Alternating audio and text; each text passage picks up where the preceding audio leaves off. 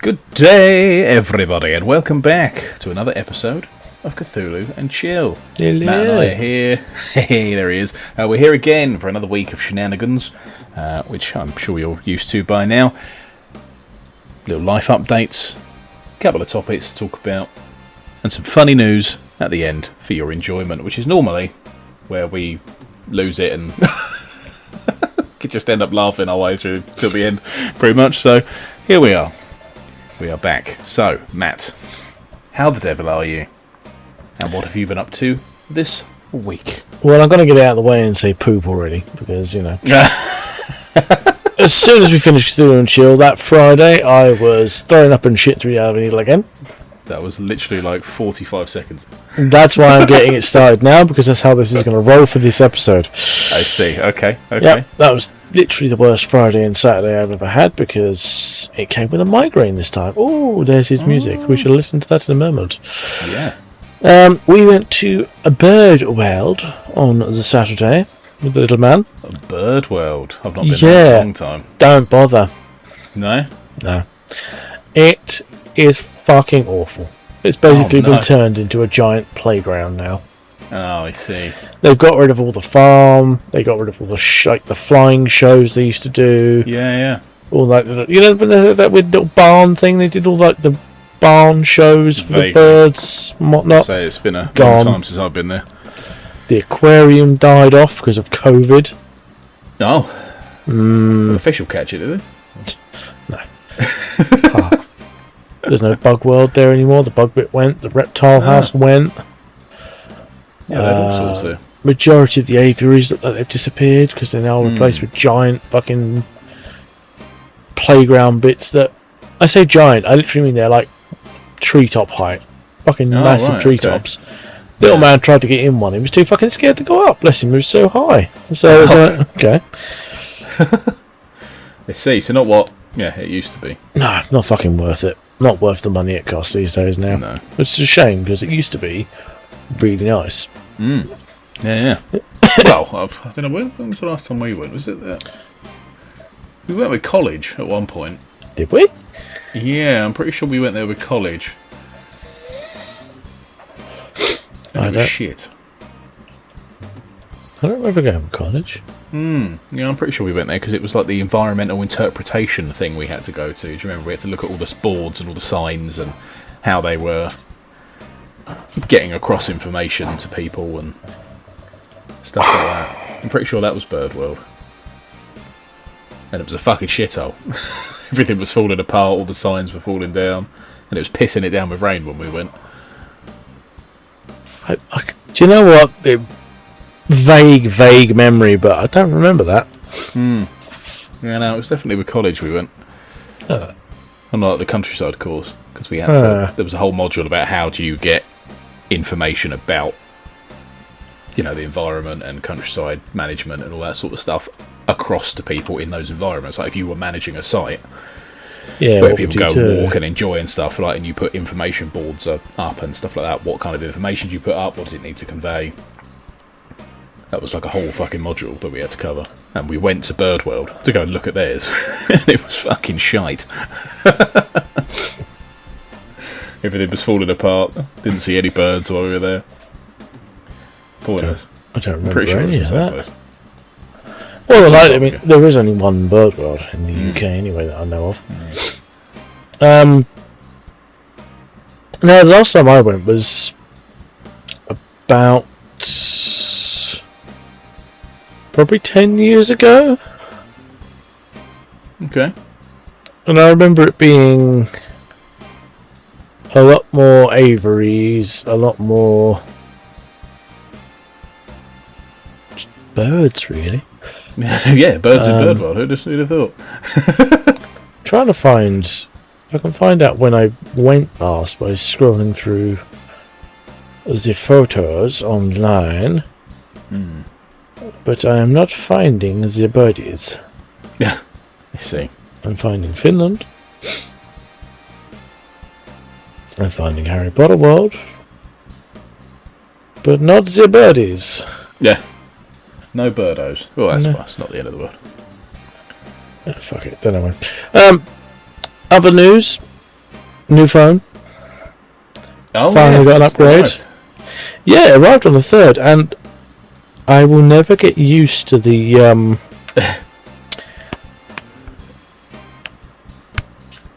being able to do that. I will never get used.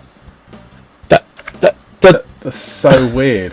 That it's a foldable like glass screen.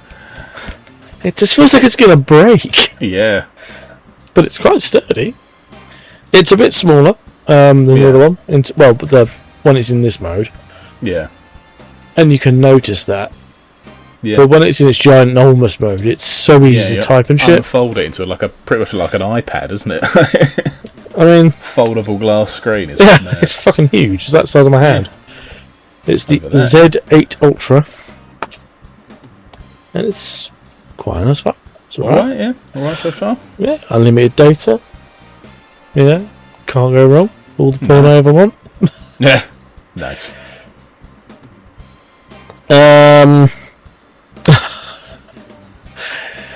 So again on the Wednesday. Yeah. Towards the end of the working day, it's quite hot. I have the notes here. Heat-based shits Wednesday. WTF is going on. Please make it stop. That shows you what kind of mood I was in on the Wednesday. Yesterday. Yeah. You see, more poops. Yeah, it was not nice. It was not pleasant. This is how this shows. This is how this episode will go. It's all about poo. I see. All about poo. I've checked. Have you? Yesterday, came back home after obviously all that lot, and I had 2 massive boxes waiting for me. One of which was the Painted Wasteland sequel, which is the Empire of Bones. Ah, yes. Yep. God. Came with a whole bunch of like cards, more cash that they have for the game, which is whatever, and some dice. Quite nice, not just, standard. Yeah. And then it also had the next box was Discworld. Oh god. Yeah. Terry Pratchett's Discworld. Grabbing a burrito of distraction. It's happened. It wasn't even low this time. Yes, you did hear dice. You very much did hear dice. So, Painted Wasteland and Empire of Bones came with a set, and so did the Discworld lot. It came with 8 sets of dice. Jesus. 4 of them are the standard kind of purple and green mix, Discworld colours. Yeah. The other 4 were the unlockable ones, the ones that were stretch goals. Yeah. So you got Lord Veterinary dice, which are completely black. Black numbers, black dice. And I'm not just saying black, I mean dark Venta black kind of. Oh, Venta black, yeah. Yeah. Jesus. So you can't read them? Well, the numbers are a bit more shiny. Yeah. They've had like a gloss layer over them. You've got the Librarian dice, which are a clear orange with yellow writing. I've looked at them. I haven't gone back out. Put them back in their case. Yeah, so many. You got Death dice, which are like a cracked crystal blue, like a really icy blue, like his eyes. Nice. And then you got the Watch dice, which are actual bronze dice, or they're bronzed. They're metal with the red numbers. Oh, they cool. weigh a fucking ton. Yeah. And of course you have the disc tray and stuff like that, and a whole bunch of tokens and badges and all that kind of stuff, and the signed print from the guy that does all the artwork. Well, did all the artwork for Terry Pratchett stuff, and there's a lot of books. There's literally 1, 2, 3, 4, 5, 6 books. Jesus Christ! Wow. And actually, do you know what? I will get. I can't be asked to get up. 2 sets of playing cards, which are in the Terry Pratchett theme. I've opened 1. Oh my god, they are beautiful. Yeah. They are so well crafted. Like, the artwork is insane because it's all custom done. It's all done by the actual artist for Discworld. So it's all 100% legit artwork. And it's So good. Nice. How long have you been waiting for that? That one, do you know what? I'll have a quick look because I can't remember when that. I think that was meant to have turned up last month. Yeah, when did I back it? Let's have a look. Going into the Kickstarter rings. Continuings, loadings, come on, do your thing. That one finished backing. Oh, bloody hell, that finished back in a while ago. Come on, load. Terry Pratchett. Estimated delivery. Oh no, here you go. Estimated delivery was August 2025. Oh my god. See? So yeah. A year ago. When did it finish? I have to go back. It takes a fair while to produce all this stuff, doesn't it? So I have to go back in time. Well, they made it in like a whole bunch of different languages as well. Pledge managers, November progress, PDFs. Then they also had all the problems with like shipping and all that kind of thing. The usual, yeah. Usual issues. March progress. I think it finished backing. God, 2024. Bloody hell. Okay. Blimey. The 7th of November, 2024. Oh, wow. I did not realise it was that long ago. Yeah. There we go. Wow. It's like 2 years ago, man. Yeah, that made 2,439,149. Jesus. Yeah, 2 million. That's a lot of monies. It's a lot of fucking monies. But yeah, other than that, kind of a dull week. How about yourself? Apart from receiving gifts and, pooping. Hey, not receiving gifts. I paid for this shit. Yeah, but you know what I mean. It's arrived. Yeah, this was the Blackboard monitor level, so if anyone wants to have a look at that, go and have a look. Oh yeah, you put it up in the thing, didn't you? On the Discord. Lovely. Well, my week has been fairly interesting. Oh. Somewhat. Right. One of my first notes actually on here is Lowe's homework, because we were supposed to talk to him about it last week. And we forgot. Yeah, we completely forgot. And he's not here. And he's not here this week. Fucking hell, Lowe. For goodness sake. I know it was our fault, but... Still, and you're not here, alright? We've had to be distracted by Crispy's burrito this time, and not our own. And not yours, sorry. Fuck's sake. I have been playing a lot of Baldur's Gate 3 again. I've got back into that, which has been good fun. I've downloaded a lot of mods, which have been good fun, because I've played it through quite a few times anyway, legitimately. And I was like, you know what? I'm just going to have some fun with it. Fuck it. Have you got the Big Titty mod? No, actually. Oh. I didn't get... there's a mod called Withers Big Naturals, where you give Withers huge fucking skeleton titties. Oh, and I was like, as tempting as that is, it's not essential. But, yeah, no, I've downloaded some mods that allow you to, like, summon pretty much any character in the game. Alright. And you can automate their AI as well. So I'm just running around with, like, an army of, like, some of the most powerful characters, just murdering goblins left, right and centre. And you get into a fight and they just do it all for you. Because they just take their goes and they're just running around and ruining people's days. I'm just having a bit of fun. Why not? So, exactly. Yeah, it's been good. There was a thing online, I don't know if you've seen any of the adverts for it on YouTube. Do you know a guy called Tommy Innit, as he goes by online? He was quite a famous young YouTuber at one point, played a lot of Minecraft sort of stuff, but he came up on loads of bits and pieces. His name's Tom Simons, and he does a podcast type thing, but it all goes up on YouTube. He films it all. It's called 100 Questions with Tom Simons, and he's had people like Stephen Fry on there, Brian Cox, like he's had loads of people. Bearing in mind he was just like a YouTuber at one point, and he's only like, I think he's maybe like 18 or something like that now. Like, he's bloody hell. not old. You know what I mean? Yeah. Done well for himself. Started off doing YouTube when he was like 10. Like, you know what I mean? And he had Lewis Brinley from the Yogscast on there who runs that. And I found that really, because I'm a big supporter of the Yogscast over the years.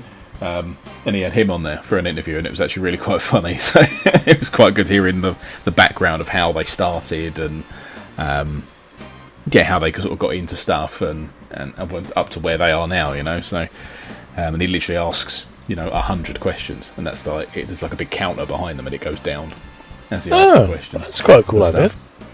Yeah, I thought so. But yeah, he's had loads of people on there over the years. But yeah, that was interesting. For anyone that's into that sort of thing, I watched that the other day, and that was really good.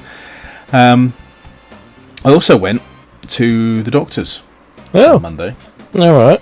This was Monday morning. I took the day off work because you never know when you're going to get an appointment, and you have to phone up that morning at 8 o'clock exactly to get an appointment here, and you don't know whether it's going to be in the morning or the afternoon, so you quite literally have to take the entire fucking day off work because you don't know when it's going to be. And I rang up dead on 8 o'clock. I was walking the dogs around the field over the road from where I live, and I was holding the phone waiting for it to go 8 o'clock. As soon as it ticked over, press the call thing, you are number 43 in the queue. Oh, fucking hell. Within seconds, right? Yeah. Phoning them. Great, okay. It really comes to the same thing. It went down to like 42, 41, went down to 40, right? And then the next time it cycled through the fucking music and the automated messages saying, oh, did you know you can do this? It'll be check for this and all this sort of shit. You are number 42. I was like, hold on. I was number 40 a second ago. How was someone ringing up cut in front of me in the queue? How does this work? How have I been virtually cut up over the phone? How does that work? Some bastards jumped the queue. No idea how that worked, but eventually it went down half an hour. Just took sitting on the phone. Eventually got through. Managed to book an appointment, right? And it's like 8:30 by this point. I think it was maybe 20 to 9, I think. And they're like, oh, we have an appointment available at 9:10. And I was like, sure. Like, okay. How the fuck am I going to get there that quickly? But okay. Well, it's in the same village as me, so it's not. Right, okay. I was like, yeah, sure, okay, we'll take that one quick. And I did one for myself, and I booked one for me and the wife to go at the same time as well for another one. And I went to my one in the morning. And my one was for, I've got some suspicious looking moles that have cropped up. So I thought, you know what, let's get these checked. And luckily, all good. I don't have skin cancer, so that's a win. Yeah, which is very good. So yeah, definitely. And he showed me what to look out for and stuff like that. And he said, you know, it could turn into this eventually if you go and bake yourself in the sun or whatever. So be careful. And obviously, I don't really stroll around naked in the sun anyway, so try to avoid it where possible because I burn like a crisp. Same. So yeah, and then we went to the second appointment with the wife, and it's like I've got some paperwork here for this, right, and it's for change the lighting because it's changing multiple colours and I can't fucking see what I'm reading. So you put it on normal ones. So this is for. Yeah, exactly. Well, it's shifting colours and suddenly it goes dark. Yeah. What does that say? I can't see. My elderly eyes from staring at screens all my life. So this is for, we're doing stuff with like fertility stuff. Being entirely honest, right? We've not been careful for 10 years and nothing's ever happened. So the wife's having tests done and I've got to have a test done, right? They want a semen sample. Right. Okay, and I've got the paperwork here for it, and I found it quite funny. So it says, there are no facilities at any hospital sites for you to produce your sample. So gone are the days where you go into a special room with some special magazines and bash one out, right, for them. Those days are gone. And then it says, please note, it is also against the law to use public facilities for sample production. You can't just, obviously, right, go to like a public toilet somewhere, or just in the middle of a supermarket. A library. Yep, library, a Cinema. park. Yes, cinema, like anywhere like that. Which, fair enough, but the fact they have to put that in writing tells me that there's a lot of people that have done it. Yeah. Exactly. Well, people obviously are doing it. Yeah. All specimens must be produced at home and require a booked appointment for delivery to the laboratory. Right. So I have to pre-book my slot. I have to tell people I'm having a wank soon. Be ready. I'm on my way. Right. So yeah, it says only pre-booked specimens that comply with all test criteria will be accepted for analysis. To prevent the rejection of a sample, please make sure you've booked the appointment and have a toxicity tested container to use. Which is one of these, right? Which it's quite a large pot, let's be honest. Are you having to try and fill that? No, you don't have to fill it, luckily. Right. So she gave me one of these. She handed me the paperwork and this pot, right? And then she turned round and turned back and handed me a second pot, right? And I was like, fuck me, you're ambitious, aren't you? Jesus Christ, what do you expect me to do too? Fill those bastards. It's optimistic. Fucking hell. Secondary pot. So it says, please abstain from intercourse for 48 hours, but no more than 7 days prior to the production of your sample. Record your period of abstinence in days on the request form. And then it says, first wash your hands and genitals with soap and water, and please ensure that all soap residue is removed and you dry thoroughly. So I've got to wash my cock and balls before I produce this sample. What's next? Light candles, put on some music. Yeah, a bit of Careless Whisper in the background. Hold on. Shit. There we go. I'll put on the red light. Oh. Now I'm in the mood. Collect the sample by masturbation directly into the toxicity tested container. Do not use a condom. Which again tells me that someone's done that and tried to maybe pour it in or just stuffed the condom in there. Collect the entire sample. If you spill any, please circle no in the sample complete box, and whether it was the first or last portion that has been lost.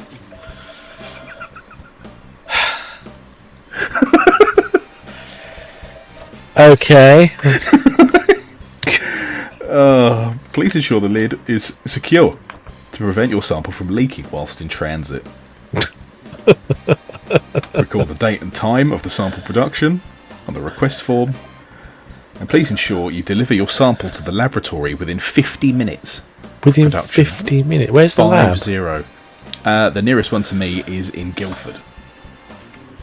What if you hit fucking traffic?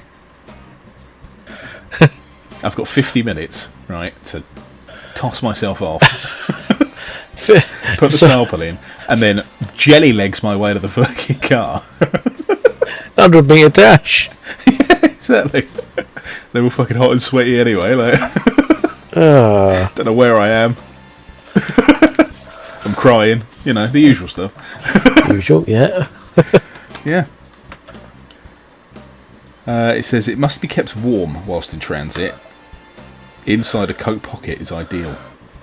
You've got to try and keep it as close to body temperature as you can.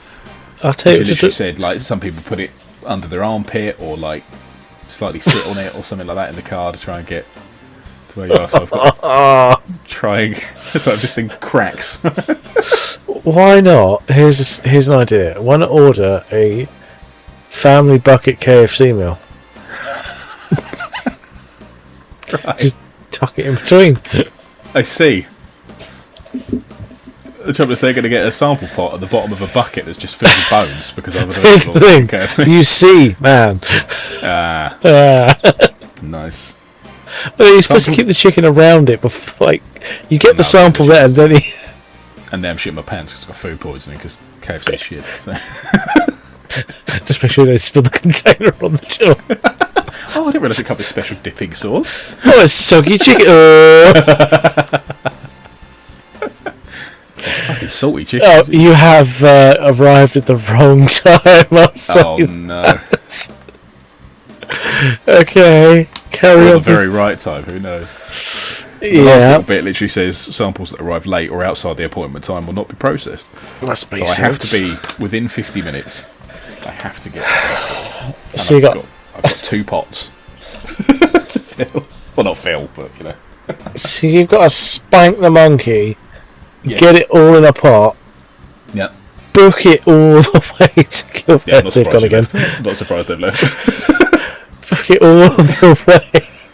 Yeah. With the family bucket. Yeah. You got to time it right with the delivery driver. So literally just goes, go! Yeah. They'll be knocking on my doorbell. Oh, we're not finished! Not finished! Tell that all sweaty. Shit, miss! You got the bucket.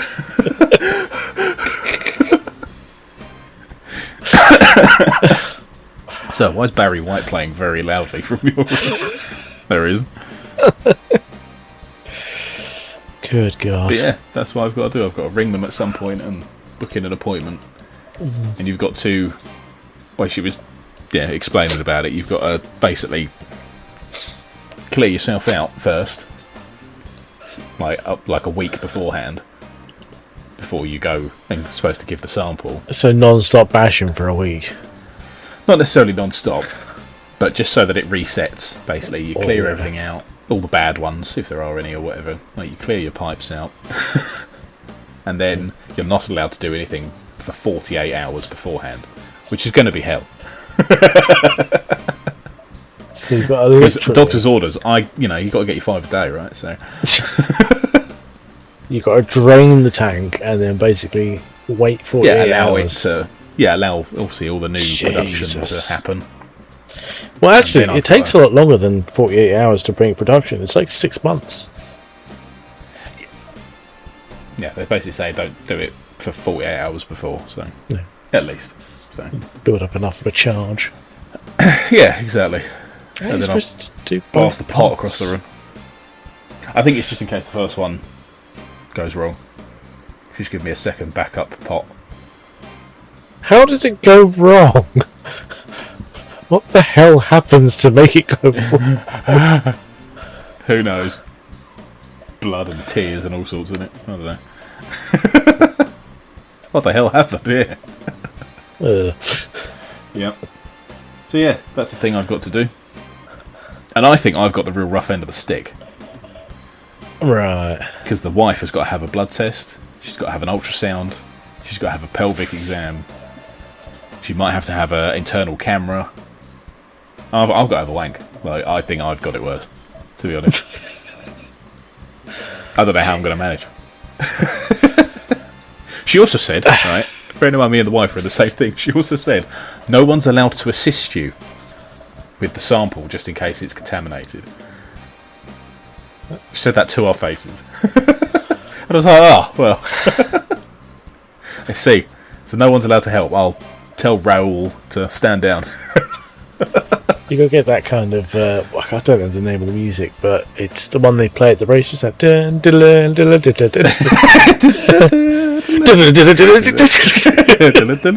why did I put it on 2 times speed? I'm going to put on Jewel of the Fates from Star Wars. I think that's how I like it. Well, that Rise of Valkyrie. All of this. That's a playlist I'm going to make, I think. Really, you know what? Going. You're going to get to it and you're going to probably just not be able to fucking do it. You're going to be laughing. Yeah, the pressure to perform. I'm sure it'll be fun. I'll just pop it on the end. How are you supposed to aim? You've got to point it down, I imagine, and yeah. Oh, you see a better bog roll, aim in the rough to sir. Well, no, that would contaminate. It's got to be direct into the pot. Well, so. yeah, I know that, but it's like normal. But I'm going to take an eye out if I put that pot in the end. It's going to shoot me in the fucking face. Oh, Christ, yeah, that's a thing I've got to do. Fair enough. I know. It's medical reasons, love. It's medical reasons. You know, that's why I'm doing this.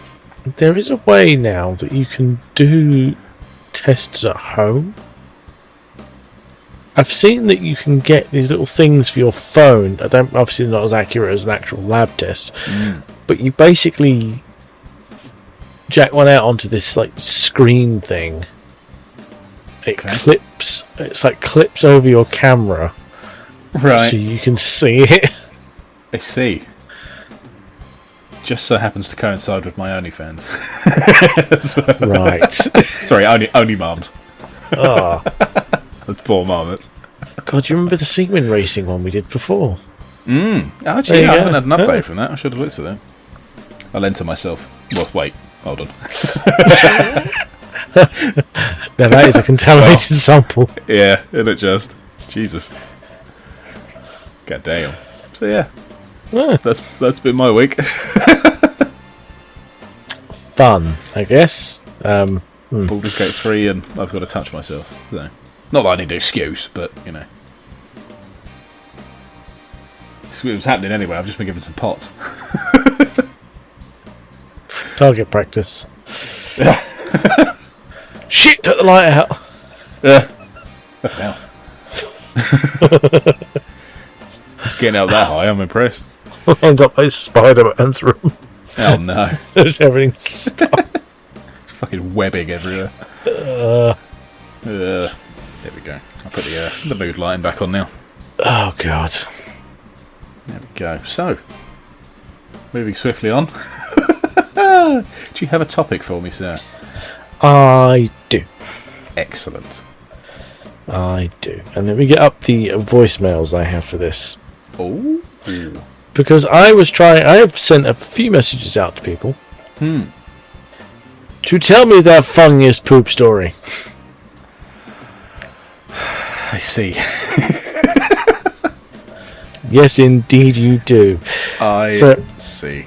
I only got 3, which is kind of disappointing. Cartman tried to give me a kidney stone story. I said, no, I don't want that. I want a poop story. So here is our first one from on the podcast. Monsieur James. Let's hope you can hear this. Oh, my best poop story is... I mean, there's been a few good ones over the years. You know, clogging toilets in airports, that sort of thing. But, yeah, for the best one's got to be that trip the 4 of us took out to Amsterdam. Long weekend of just, a lot of smoking and a lot of eating absolute garbage. Like those hot dogs we got from that shady fucking, that little like cart, that little cart on the side of the road. You know, the ones, when you're out of it, they were the best hot dogs in the world. Loved them. When we had one sober, it was 70% rat, 30% salt, and the bread was just mould. Yep. Yeah, a long weekend of that. Our final day, decided, we'll treat ourselves and went to Burger King. And, couple bites into my burger. Oh, what I unleashed in that bathroom was a war crime. It was horrendous. And, came back out. Oh, fuck, got to go back for seconds. Yeah. And then thirds. It was just horrendous. And, the bit that sticks in my mind is as I was walking out from the third one, the cleaning lads was going in with his little mop and bucket. I'm walking off. I just remember hearing him open the door and go, oh, yeah, I destroyed that bathroom. It was surprised I'm allowed back in the country after that one. Christ. Oh, that was a good trip. Good times. I see. That was from Amazing. James. The trip he's referring to is when me, a friend of mine, Chris, and obviously Cartman went to Amsterdam. I think it was for like 18th. And yeah, we spent, I think, 4 days just smoking as much cannabis as possible. Jesus. I think we blew through $1,000. And I remember the hot dog he's talking about. As soon as I heard that, I was like, fuck, I remember that. So we were high as a kite, and we got this like fucking hot dog thing. Best thing in the world, fucking amazing. And we went back and we're like, you know what, we're kind of hungry. We haven't done anything yet. And we ate one. We're like, the fuck is this? Reality kicked in and fucking disgusting. It was fucking foul. Honestly, I am. Oh no. But yeah, when you've got the munchies, best thing ever. When you got the munchies, anything fucking tastes good. Yeah. So that is one. And we now have Flower. Good old Flower with his lactose intolerance. Oh no. Hi guys, I've got a story. Not really about me, but it's more about an ex I used to go out with. We'd gone to some birthday party or leaving do, I can't remember, over like 15 years ago. She'd had a couple of drinks, not a couple of drinks, she drank more. Long story short, I remember she got quite drunk, and I think I was still living with my parents at the time, so I ended up having to. I think we'd gone back to mine because she was kind of in a state. Got back, basically she came, like she said to me that she's had a little accident. I had a small conversation with my mother. My mum was asking, how's she got in that state? And so that state doesn't really matter, but I was going to go, I'm going to go check on her now. Gone upstairs, she managed to get into the bath, but I literally looked at her back, covered in shit. So I looked inside the bath, and it was like all basically a bath of shit. So I was trying to wash my ex's back. Apparently, the current partner. I had to help wash all the shit that was all caked on her back. Oh no! I'm pretty sure I wasn't in the mood for anything that night. Yeah. To be fair, I actually just remembered another one. The second one. I used to work nights years ago. God. I had just come out. I think I'd finished at 6 o'clock, 7 o'clock in the morning. Come back, but I'll get me down for a couple of hours.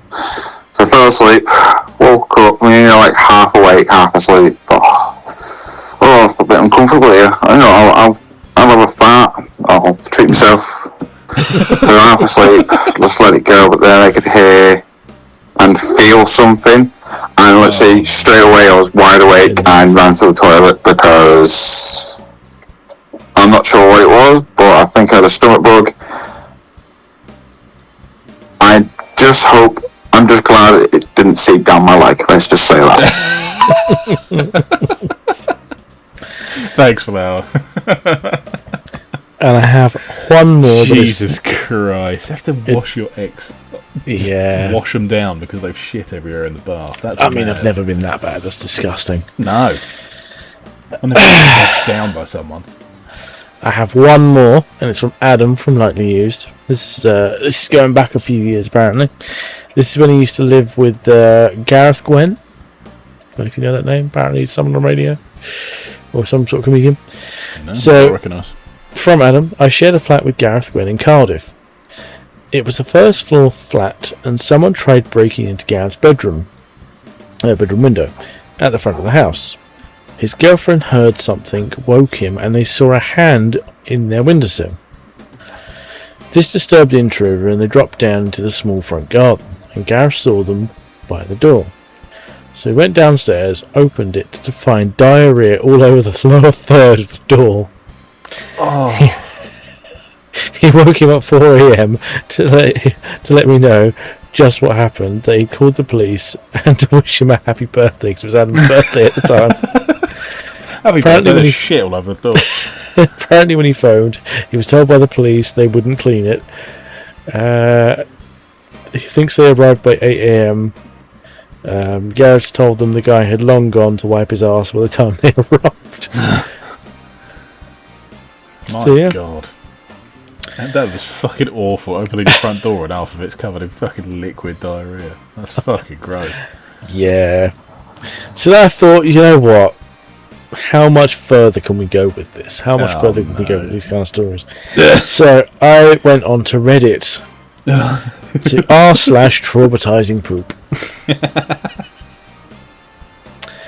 And we got a selection. We've got a selection here. So let's not read that one.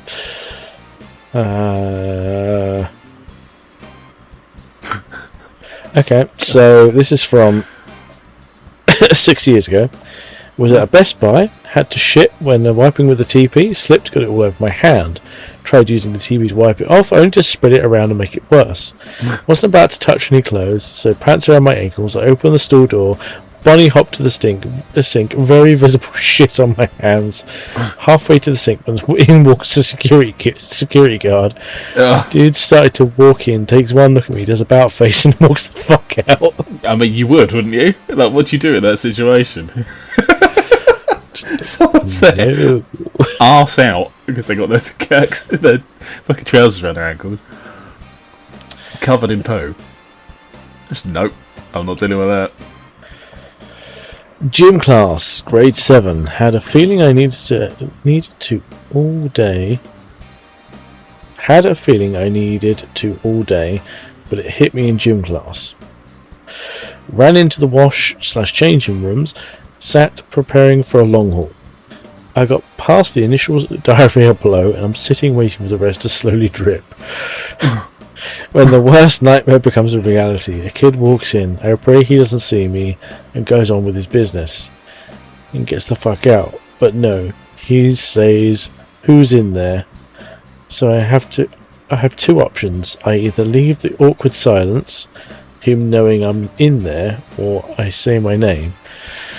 I say it's the kid. It was obviously put his tag rather than his name. He goes, "Oh, man, nachos really do give you the shits, don't they?" I'm sitting here like, what the fuck? Why does this kid want a fucking conversation while we're both shitting our brains now it's out? not the time, dude. Like, Before I have to say anything, he lets out the worst explosive shit I've ever heard. Sounds like a cherry bomb going off. We immediately both burst out laughing, because we're 13 at the time, and another kid walks in, hears us both laughing, our heads off, and goes, "What are you guys having a conversation in there?" I, without skipping a beat, spit out, "Yeah, I guess it's a pretty shit conversation." Now he's laughing, I'm laughing, the other kid's laughing. Finish up, on our way, not before having a complaint session about the school's toilet paper, of course. So yeah, awkward changing rooms after that. I see. Do you want more? There's fucking tons on here. Yeah, I bet there are. Fucking hell. I never shit at school. I have. Yeah, I remember you saying, but it's not somewhere you willingly go. No. Really, the toilets at school. Like, if you have to piss, then that's fine. If you have to shit, then because then everybody knows about it. And it's You're in a a perfectly bad natural time. thing that everyone has to do. Like, but if you go for a shit, people are trying to kick the door in. Especially obviously in the boys' toilets, people are throwing stuff over the top. They're trying to look, like they're trying to climb up on the toilets, fucking trying to embarrass you by looking. yeah, Like, it's not a good time. fucking disgusting. Those school toilets. Oh yeah, the toilets are fucking gross. Well, my school was anyway. It was fucking absolutely disgusting. Remember for my English exam, it had a quote. It had like a thing on there saying, "Write a so many word essay about something you feel disgusted by." Oh. So I wrote an entire fucking essay on the disgusting state of the school toilets and how of a decrepit state they're in. How there's always so bad. feces around the bowl and how there's piss on the floor and it stinks. Yeah. Yeah. Okay, got good marks for that. Nice. Yeah. So there you go. Unless you want some more r/traumatizing poop stories. Give us one more. Go on. Give you one more. Okay, let's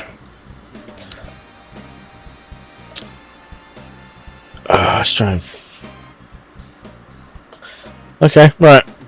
I was 16, playing competitive soccer. I'm travelling to a tournament with my team. We were eating dinner at a Shoeless Joe's.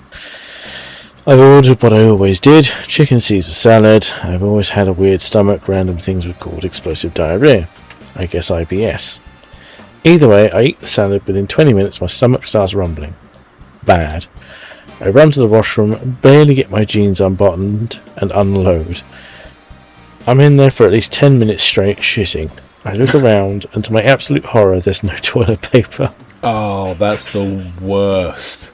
Oh, yeah. Oh, yeah, I've done that. I panic. I look around my little clutch purse thing for anything I can wipe with, as all I had was a gumball wrapper. Those long rectangular wrappers that held 7 to 8 gumballs. I carefully put my finger on it, attempt to wipe my arse enough to get up and go to the next stall to fully wipe. I flush the wrapper and go into the next stall. After I clean up, I hear a terrible noise from the stall I've just got in. I go back to the stall. The toilet is overflowing my horrific shit, and it's all spilling on the ground. I was young, naive, ran out the washroom like nothing happens. Team likely get up to go to pee, and I'm like, oh man, I heard some old lady shit in her pants in there, be careful. It's me, I'm the old lady. Deception. Nice. Yeah, no, I've done that a few times where I've gone into a stall and started shitting and then realised there's no paper. I've done no it. buenos. Yeah, once or twice. It's just like, oh, fuck, what am I going to do? Yeah, and you really hope while you're shuffling to the next fucking to the next stall that nobody's going to come in. Here's the thing, do you leave it in there, or do you not leave it in there? You leave it in there. I've done both. I have done both. You've also got to be proud of them sometimes, you know. There's something delightful about them. Yeah. So a co-worker of mine, Tom, this happens at work semi-regularly. He will go in and he will leave such a log that it stays in the loo. Yeah. And it's like a solid one. It's like literally blocks the fucking toilet because it's that fucking solid. Yeah, my mate Will's like that. He's always talking. The amount of shit pics he sent me over the years is unreal. Like, at least once a week I get one, and he's like, look at this bad boy. And it's like stood perfectly upright outside, like half of it's still outside the water. Like, it's he's like, yes, look at that beautiful tapered end. Like, he's going into great detail about it. Perfect consistency. Well, for God's sake. Dirty boy. Yeah. It's just for some reason something that guys do. It is. I mean, to be fair, I used to do that with James all the time. This just is. There's something funny about poop. I don't know what it is. I mean, yeah, every episode of this podcast as it is. Well, I mean, I was going to try something else for a topic and stuff, but as soon as that literal Wednesday, Friday happened, I was like, I can't. It's a sign. Yeah. Yeah, the poop gods have spoken. Yeah. Okay. Something not poop related. Oh. Is my topic. So, this was somewhat inspired by your topic from a couple of weeks ago about words and why things are called the way they are and all this sort of stuff. So this is Cockney rhyming slang. Oh, I like a bit of that. Hey, Jay. Oh, Jay's here. Hello. You just missed the best poop stories. There's been a lot of poop this episode. A lot of poop. And more to come. Oh, great. So, yes, this is about the Cockney rhyming slang. Obviously, we know what that is, but obviously there'd be American listeners and apparently a lot of Vietnamese listeners that we have as well, that according to the analytics that you showed us, hell of a lot of people in Vietnam that listen to us. So I'll pull those up quickly, see what we've got recently. Yeah. So yeah, this is a sort of you did. Matt saying he tried to avoid poop stories. Yeah. At the moment, USA and Belgium. USA and Belgium. Okay. Well, for people outside the UK, France. This is a thing that happens. So, in the 19th century, the East Enders of London invented a way to communicate through coded speech, which became known as Cockney rhyming slang. Its emergence has been dated back to 1840, a time when the East Enders of London were trying to make a living through various means and required a way to communicate so that passers-by, particularly anyone from the police, would not be able to understand what they were saying. From the market traders to the criminals of London, East Enders found an ingenious way to elude others from understanding what they were talking about. Since then, linguistic evolution of Cockney rhyming slang into the vernacular has provided English speakers throughout the country with many common phrases. Mm-hmm. Originating in the East End of London, the term Cockney refers to anyone born within the sound of the church bells of St Mary le Bow in Cheapside, the city of London. Yeah. So Cockney specifically refers to anyone that can hear the bells of that church. Anyone within that area is termed as a Cockney. Within this geographical location in the capital, a Cockney, like other communities around the British Isles, already had a dialect with its own unique features, inflections and cadence. Spoken by the working classes, Cockney became an overarching term used to describe someone from London, particularly with this kind of accent. The evolution of Cockney rhyming slang was however more specific as it emerged out of the necessity to have one's conversations not overheard or understood, often with the effort of concealing illicit activities. Back in the 1700s, policing the community occurred in a less formal arrangement, with individuals paid privately to maintain the law. Without an official governing body for such activities, criminality would take place relatively unchecked. That was until a London magistrate and author called Henry Fielding put together the first professional police force known as the Bow Street Runners. So you're all criminals then? Yeah, pretty much. Yeah. These are all savages north of the Roars. Yeah, exactly. We're just criminals or fucking savages. The group initially comprised of 6 paid constables who were trained and paid by the government whilst also receiving rewards when suspects were apprehended. With the success of the scheme growing by the early 1800s, there were thought to be almost 70 of these constables patrolling the streets of London, which isn't that many if you know the size of London. Obviously, I imagine it's grown a lot since the 1700s.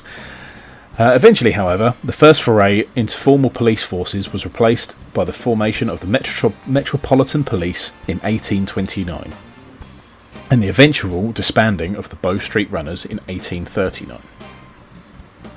Whilst London's population continued to expand, the amount of constables available to manage such a community required a greater response and an even more formal and centralised framework. Sir Robert Peel, who served as Home Secretary in 1822 and later became Prime Minister in 1838, drew attention to these matters whilst numerous parliamentary committees investigated the proposals for law enforcement. These discussions would lead in time to Peel's Metropolitan Police Act of 1829, which established the professional, full-time and centralised police force for the Greater London area. These policemen would be known as bobbies, a slang term denoted from the connection of Sir Robert Bobby Peel, which is still used today. That's where we get the term bobbies from. In the mid-1800s, with the new bobbies on the beat patrolling the streets of London, the Cockney community were looking for a way to communicate without attracting the attention of this new police force. The result was often humorous wordplay, rhyming slang, which typically used 2 nouns with the latter rhyming with the word which was replaced. For example, apples and pears meaning stairs. Whilst the slang replacement for often rhymed, they did not always do so, as sometimes the last rhyming noun was dropped, such as daisies meaning boots, with the latter half of the phrase missing, daisy roots. This simply adds to the confusion for those attempting to grasp the coded language. So it was daisy roots for boots, but they just called them daisies, so they shortened it a lot of the time. So to confuse people.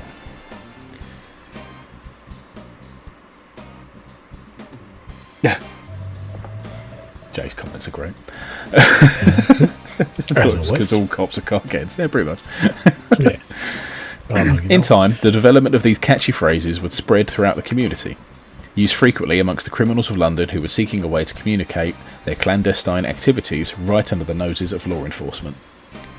It would quickly become an entrenched part of Cockney parlance, with dock workers, fishmongers, and market workers all using the phrases.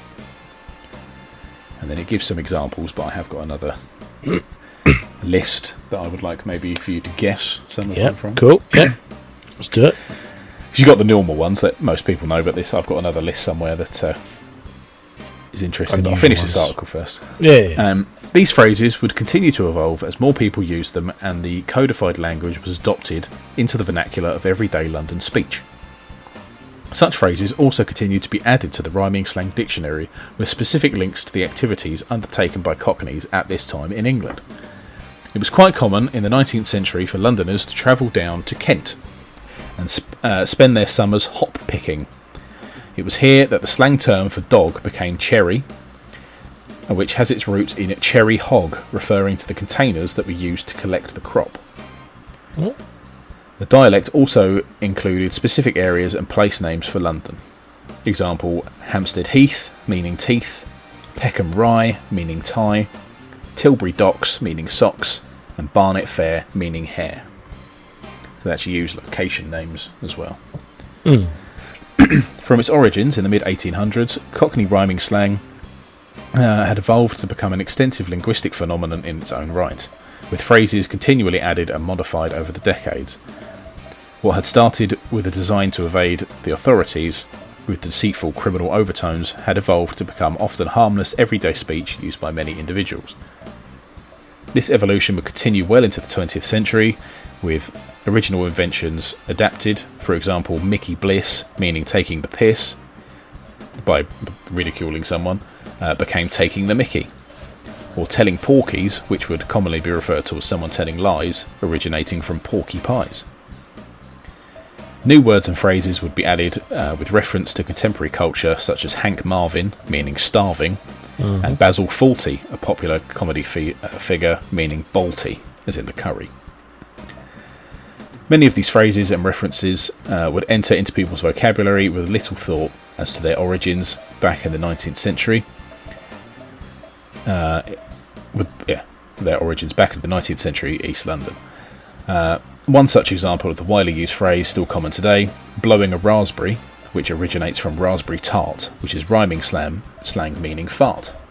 So if you blow a raspberry, obviously it makes that sort of sound. Whilst Cockney rhyming slang became embedded in the lexicon of English language, it was by no means the only slang of its kind across the English-speaking world. Phrases and slang construction evolved for simpler reasons in the United States as well as Australia. By the late 20th century, increased population and popularity of certain phrases emerged from its inclusion in television, series, film and even music, showing its acceptance into the mainstream of culture and communication.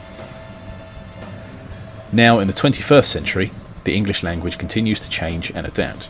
With its ever-changing need and diversity of population, much like the Cockneys of the 19th century London, modern English speakers continue to adapt the language for its own use, acquiring new phrases and terminology to reflect the new generation. Whilst the results of this mean a decline in some slang phrases from the past, many expressions have become mainstay for the English language, often passing our lips without a second thought to the origin. Cockney rhyming slang continues to be featured in linguistic constructions, serving as a little piece of history and a reminder that our language and speech, like all aspects of our culture, reflects the complex, diverse and interesting history of the people and places which continue to grow and change. So there we go, a little history of the old Cockney rhyming slang. Now I have here a list. It is a very extensive list, so I'm going to pick some out. So you've got the normal ones, which are termed as, which we probably know as like Adam and Eve, which is believe. So if somebody says, "Would you Adam and Eve it?" they mean, do you believe it? Yeah. So we've got Ascot races. Do you know what that is? Faces? That's braces. Oh, braces. This one I didn't really get because it doesn't rhyme really. It's Aunt Joanna. Fuck knows. It's piano. But obviously a Cockney would say piano. Right? With your Aunt Joanna? Right. Yeah. Move the Aunt Joanna, will you? The piano. Right, yeah, fair enough. Baked bean. Baked bean. The old baked Steam? bean. It's queen. Oh. Means queen, yeah. Fuck knows, I don't really know Cockney. I'm slang that well. I don't know too many of them, but I've heard more obviously since working in London for the past 5 years and interacting with people. You do hear some very strange things. Alright. Barney Rudge. A Barney Rudge. Fudge. Mm-hmm. It's Judge. Oh. You're on the right track. So, yeah, thank you, Jay. Yeah, Jay thought Fudge as well. A Berkshire Hunt. Cunt. That is exactly right. Yeah. Yeah. Never uses the anatomical reference used as an insult. Yeah, you fucking Berkshire Hunt. Or just Burke. If you call someone a Burke, you're actually calling them a cunt. Oh. You fucking Burke. How dare you? Didn't know that. Okay. Yep. Huh. Bottle and glass. Arse. His arse, yep. Well, out on your arse. Bread and honey. Money. There's money. Bricks and mortar. Bricks and mortar. His No. daughter. Fuck yeah, of course. Yeah. If you know brown bread. Why has that escaped my mind? Yeah. He's fucking brown bread. Getting hit. Getting head. No, Jay. He's dead. He's dead. He's fucking brown bread. He's dead, Jim. Yep. Old China plate. Mate. His mate, yet. Not me old China. The old China. The original is Cobbler's Alls. It's also Cobblers. Cobbler's Alls. Oh, cock and balls, yeah. Is balls, yeah. Right, just the balls. Also known as bollocks as well. So if you say something's cobblers, it's a load of bollocks. That's fucking cobblers. Or a load of cobblers. Actually means bollocks. Cream crackered. Knackered. Yeah. I use that one a lot, actually. Yeah, I do. We know dog and bone, which is fine. You know that one. Ducks and geese. Niece. Ducks and geese is fucking police. Oh. Hell, ducks and geese. After us. Ah. Dustbin lid. Dustbin lid. Yeah. Hell, fucking dustbin lids running around, causing havoc. Kids. Kids, yeah. Frog and toad. Frog and toad. Frog and toad. I drive down the old frog and toad. Oh, the road. Wow, Fucking that's... mad, yeah. Half inch. You a fucking half inch something? Yeah, nicking something. Yeah. Right. It's pinch. Hampton Wick. Pinch. Oh, Hampton Wick, you're a dick. It's prick, but yeah. Oh, prick. Yeah, dick, same thing. Yep. What's to tell you I'd need to go for a gypsy's kiss? Piss. It's piss, yeah. They're fucking great. Some of them are brilliant. And it goes all the way through the fucking alphabet. You got Jimmy Riddle as well. That's having a piddle. Yeah. Tomfoolery. Being silly, mucking around. It's jewellery. Oh, right. Tomfoolery is jewellery. Yeah. They've got tea leaf. Thief. It's thief, yeah. The old skin and blister. Skin and blister. Mm-hmm. No, not a clue on that one. Sister. Right. Yeah, I suppose. Yeah, there's loads. It's fucking great. If I was to tell you I was wearing my titfer. Hat. It's a hat, yeah. It's tit for titfer's tat. hat. It's a hat, but they shorten it to titfer. You got your titfer? Mm-hmm. Treacle tart. Treatment. It's either the missus or it's a whore. You're a right treacle tart, you are. Matt, Old fart? treacle tart. Sweetheart. Okay. The trouble and strife. The wife. That's the wife. The wife. It's the wife, yep. The septic tank. If one was to call someone a septic tank, that is not having a wank. Describes a certain people. Septic tank. Yank. As in Americans. Oh. Oh, septic tank. So we should now start calling Tugan a septic tank. Yeah, should do. Oh, here he is, our septic tank. Is there one for Ginger? I don't know. Because then you could do Ginger septic tank. Yeah.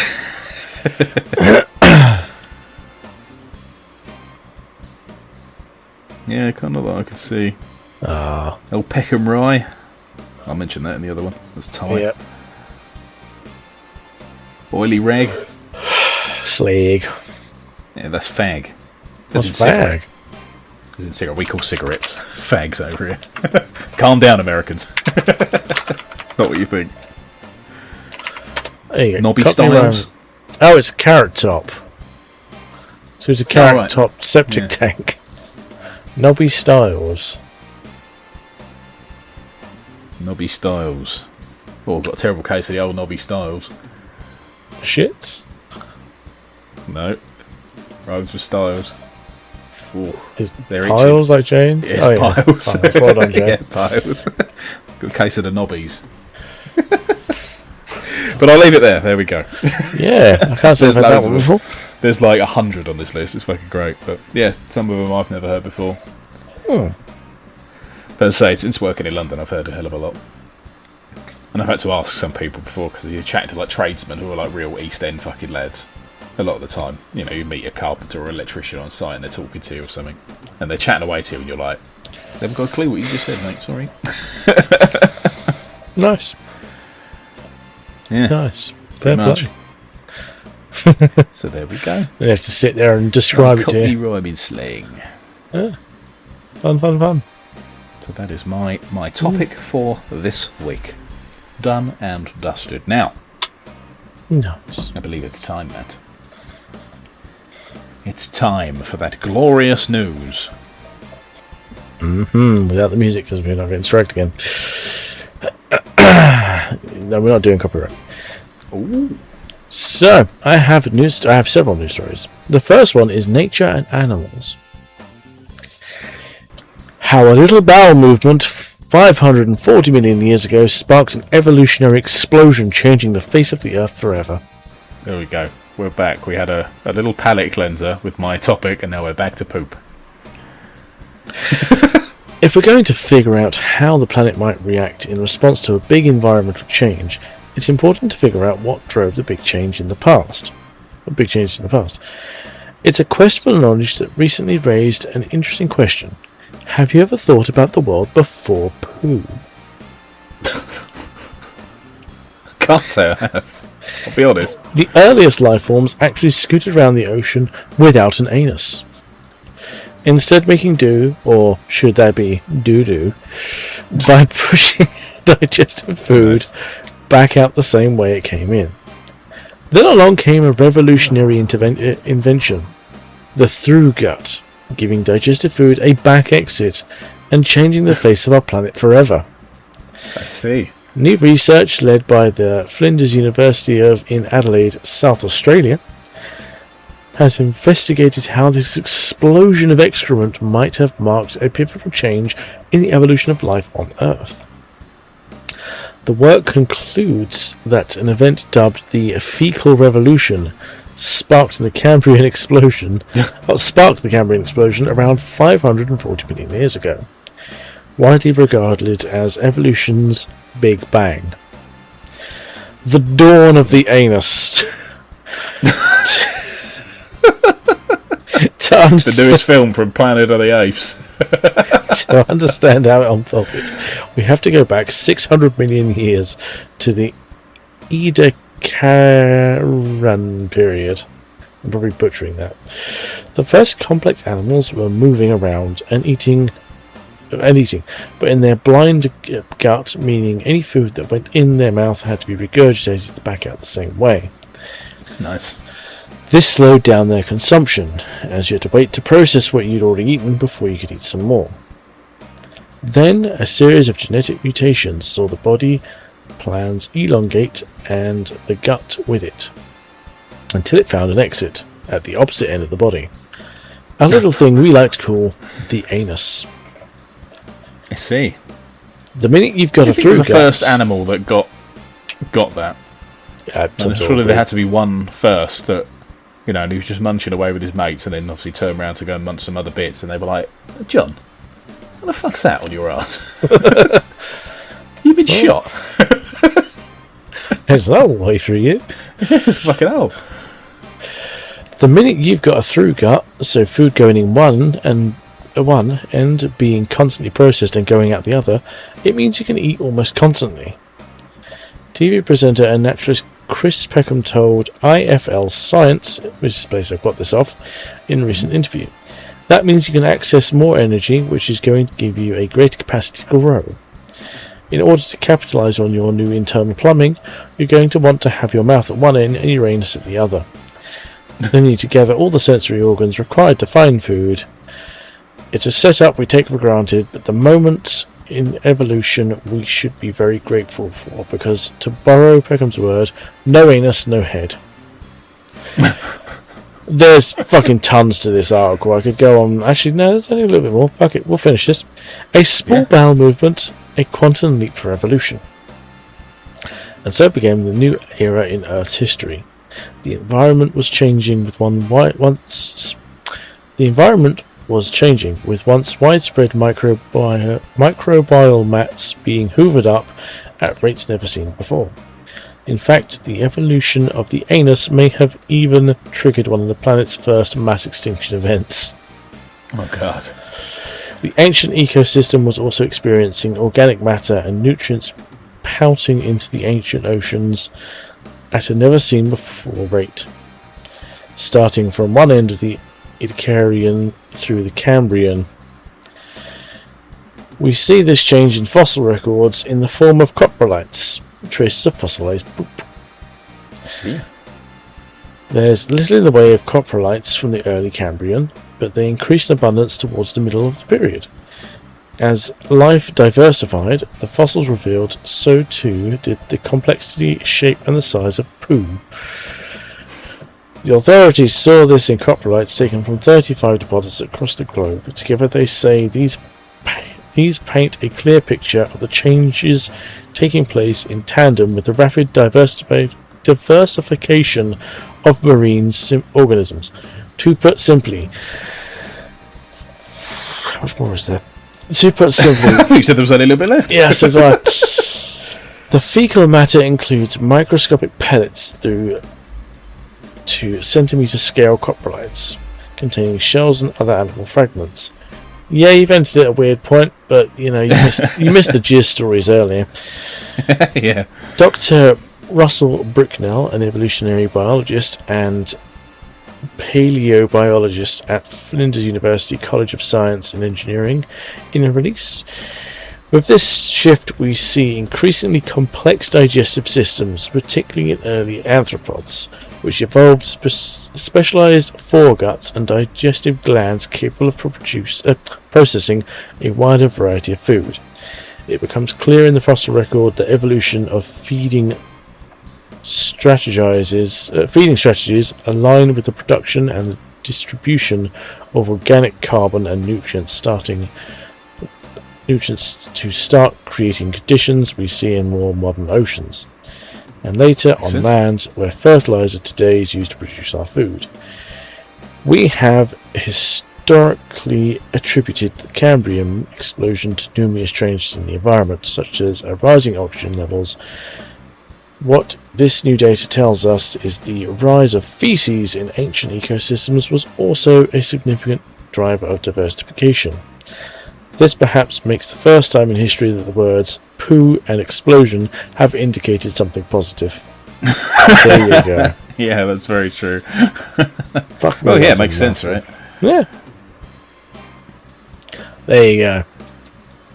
Amazing. Thank you for that.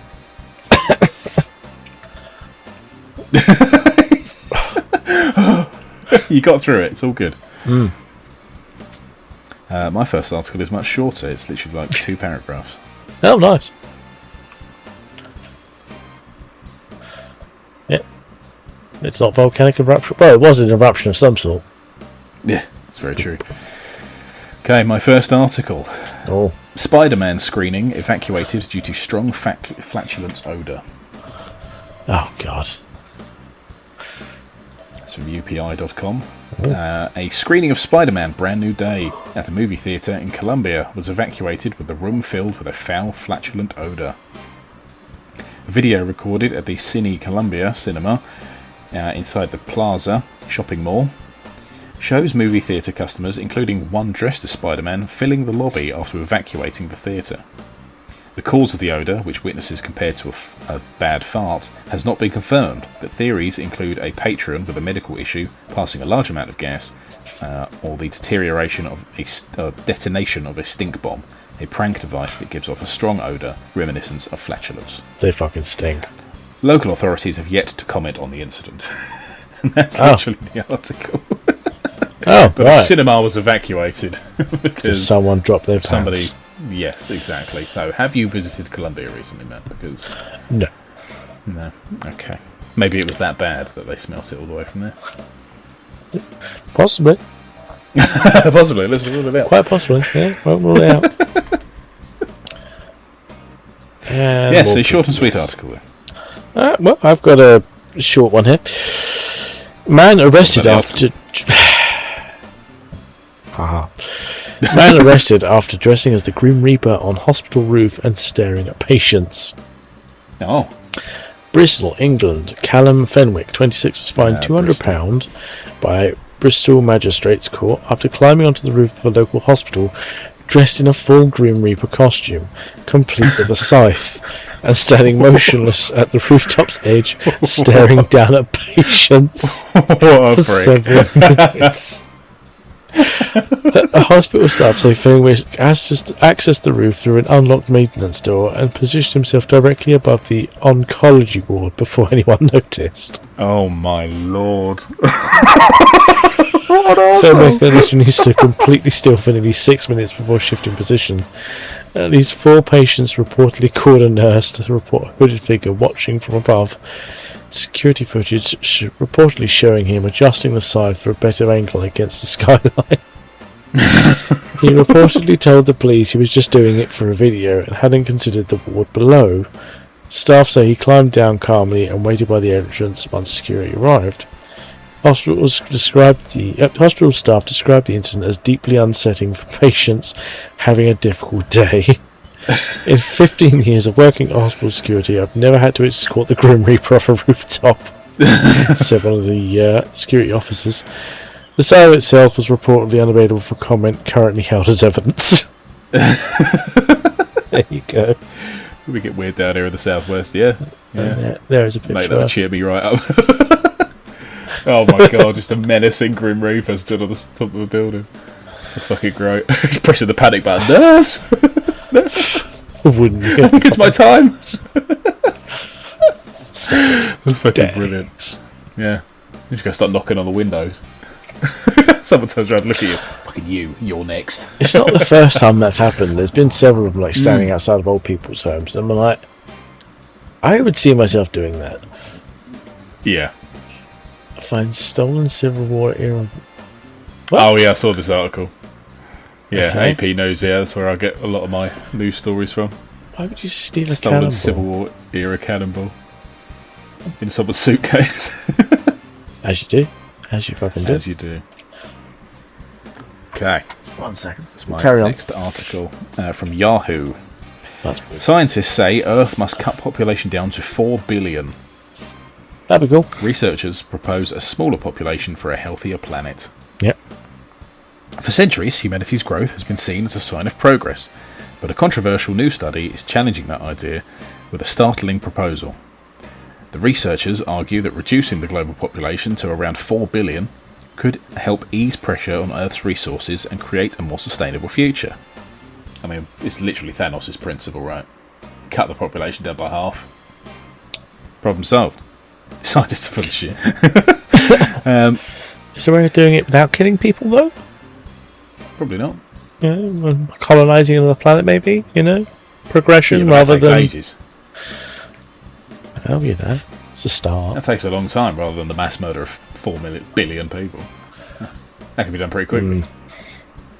Just make 50% of people gay.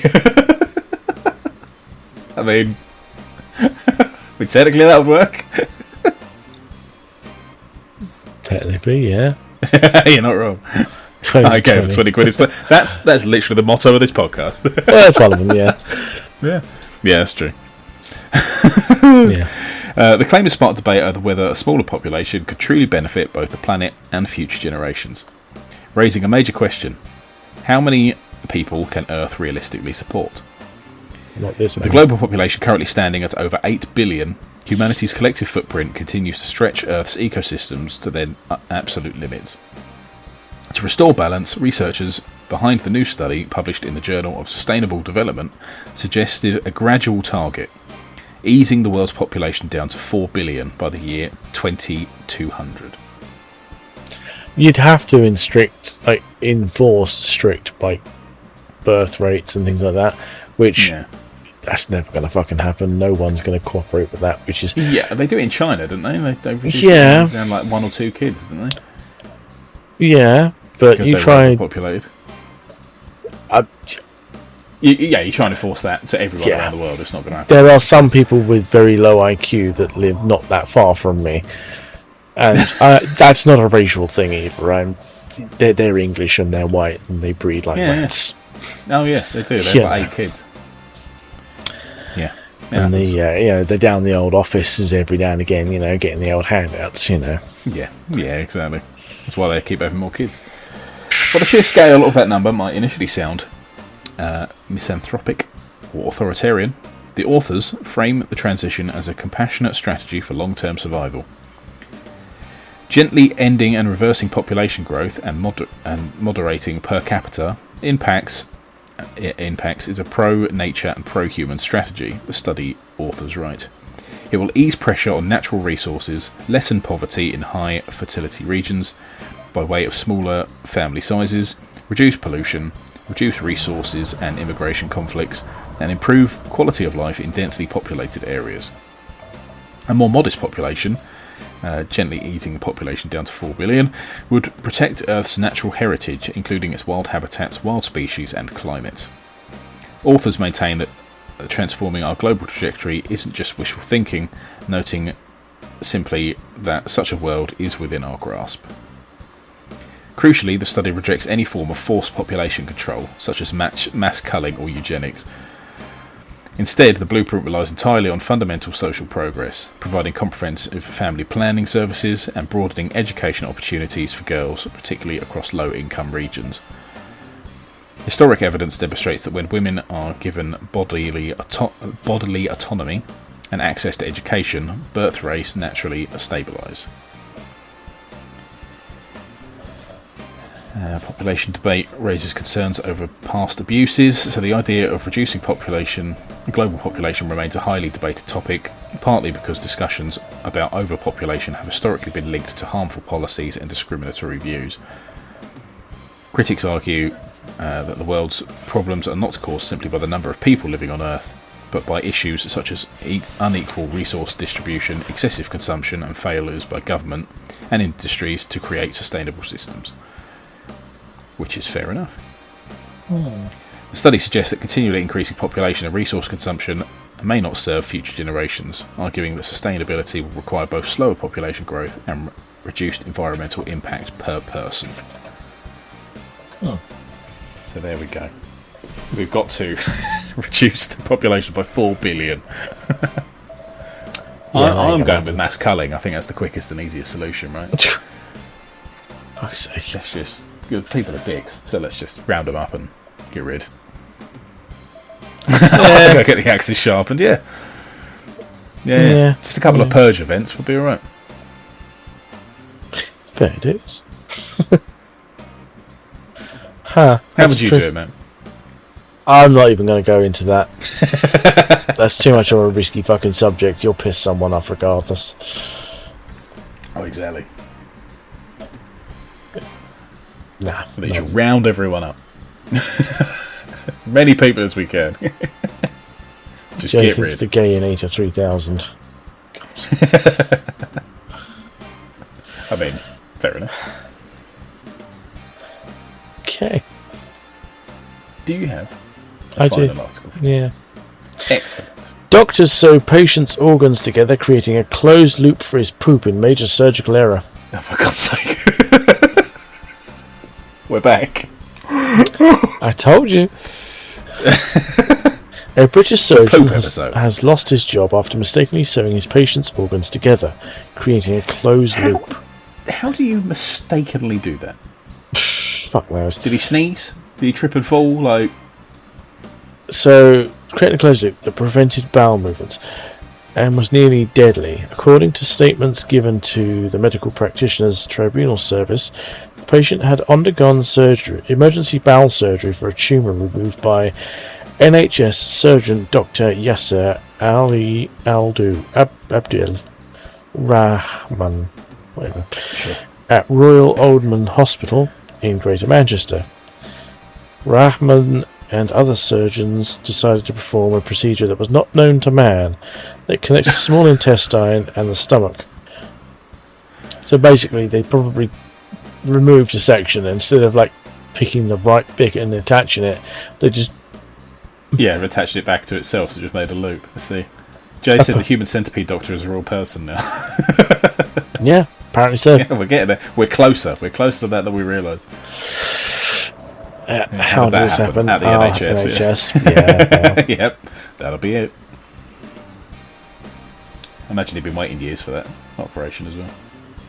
Well, it's just an emergency, so probably not. Yeah, but, you know, an emergency can take 6 months. Yeah, good point, yeah. Before we finish, good sir, there was something I was saying to you before the podcast started about how I have some good news and bad news. So the good news is I have a cool bag now for when we're going away on the 15th. It's currently the 6th. Great. The bad news is it only contains 6 of the 12 drinks. Okay. The good news is I have a cooler box that we can also use to refill our cooler bag with the remaining 6 drinks. Oh joy, now we've got to take the fucking lot. So, here's how I'm putting this in my mind. Would you rather have 6 drinks and then know you're going to have to do another 6 in a little while's time, or just get the fucking lot done and never have to touch them again? We might be better off just getting them out of the way. That's we're what already I was thinking. doing 6 disgusting drinks. We might as well, because we're only taking a sip of each, right? Because we're not going to be drinking the whole fucking. Oh yeah, there's no fucking chance. So So as well. we're probably going to buy a coffee at the coffee place where we're going. It's yeah. So for anyone listening, we are having blue cheese dressing soda, Bob Ross positive energy in a drink, enchilada, grass, sriracha, mustard, intensely sour, That one might not be too good. bacon, buffalo wing, pumpkin pie, sweet corn, and ranch dressing. That one's going to be gross. VAT 19, ladies and gentlemen. VAT 19. Should we bring a separate cup to pour each one into, like a little bit of each one? Do you really want to try that? No, but it would be funny.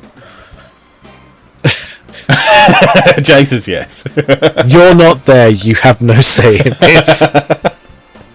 No, we'll try them individually, but pour a little bit into this cup. And Well, here's what I'm thinking. Instead of bringing a cup, we just get the bottle, pour most of it out and pour the rest, like bits, into that one bottle. Saved having a cup. Maybe. I mean, I'm happy to bring a cup along. It's not going to be much. If you really want to carry it around... Yeah, it's not much. I mean, I don't know if these are... I put it in my pocket last time. Like it was just a little cup. So they come in individual sarcophagi. Yeah.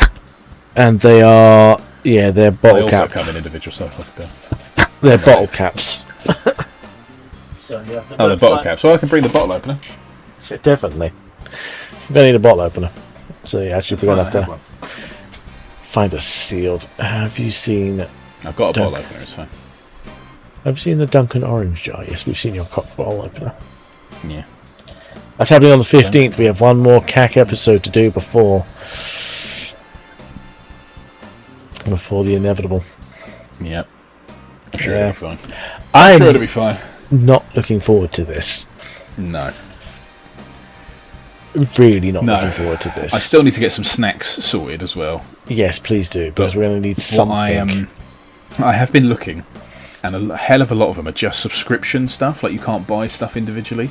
Amazon, mate. Or Amazon. they're a ridiculous price for what they are. Oh. So what I might do, there is, not too far from me, there is a massive like Asian supermarket. Oh, yeah, there's and one I of those might go down there because I was looking at like Japanese snacks and stuff like that because they were supposed to be really good, and there's a load of stuff like that in there. So I was thinking of going there, not being able to read any of the packaging and just pick stuff off the shelf and just see what fucking happens. So it's almost like a mystery box, right? Because I don't actually know what's in these things or what they taste of or what they're like. So I might just go there and grab like 10 snacks or something, and then just random packets of something, and then we'll see. Yeah. This is going to give us a lot of content, because as I say, the place we're walking is Bushy Park, and we have two sides of that fucker to walk around. Oh yeah, that's true. That's going to be a fucking day trip. Depending on how we feel, it might not even be a day trip. It might be a couple of minutes of... It depends how soon we get into drinking these fucking drinks. We might call it after a couple of minutes and be like, you know what? So we've got to find somewhere to set up, haven't we? I'm assuming we're setting up because you said you wanted to bring a little camera. Yeah, so there's plenty of benches around and plenty of places to sit. There's plenty of ponds and stuff as well to go and have to sit around. We'll pull one out a nice little area and die internally. Yes. The blue cheese one is in the cooler bag. That's happening on the first round, I'll point out. Do we want to build up to the worst ones or just go random? There's a sour one in there that I'm going to leave in there to the last, because that's probably going to be the best one out of the lot. Yeah, probably. Glad we do it. Yeah. Yeah, we're going to finish off the COC game beforehand. That's in 4 days. Yeah, right, so anyway, that's that then. Okay. Brilliant. I can't wait. Question mark. I'm fucking dreading it. You've fucking bought him. You're the one that suggested this. No, we have been asked to do this by someone who listens to our show. That's true. Yeah. This is not my idea. Because said, listen, fuck off. Right? No. Yeah. But this is the first request we've ever had for Cthulhu and Chill. First quest? Oh, it's a quest. You should have bloody said so. Might as well be a fucking quest. A quest? A quest to keep it down. Yeah. This is what we. At the end of it, this is the thing, people. This is what we want from, like, listeners. We want people to give us ideas for random shit that we can go and do or try, drink, eat, to talk about, snacks. So yeah. I mean, join the Discord. Which sadist did that because I owe them a beer? I will tell you which sadist did that. They're on BlueSky. And their name is... Drumroll. Find the fucker first. Oh, you bastard. I will call them a bastard, because they are a bastard. Yeah, I think we call it a much worse after we've tried these drinks. So it's Pan Rolls Dice. So their Discord, their server on BlueSky is STELLARENCORE at Blue Sky Social. So, yeah. You have that lovely individual to thank for this one. Come down to Somerset and go scrumping at Summerhill Farm and be ready to dodge the farmer and his buckshot. Sure, fuck it. Yeah. Let's do it. People go scrumping around our way, it's fine. They just go scrumping for cars and other such items. People in London do it as well. They turn up on their electric bikes and go scrumping for people's phones. Or copper wire.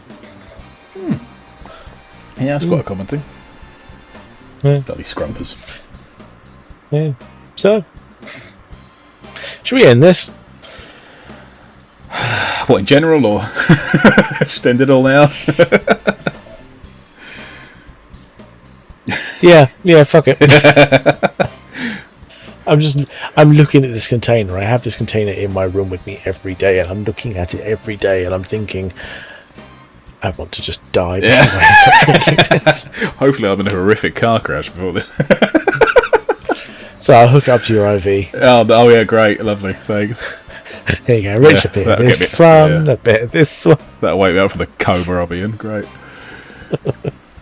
Jesus Christ. Okay, well, there we go. Thank you, everyone, for listening. Thank you for people joining in the chat as well. Most appreciate it. You can find us on all the medias of the socials at A Pint of Cthulhu. We have a Discord, YouTube. We've got a Patreon as well.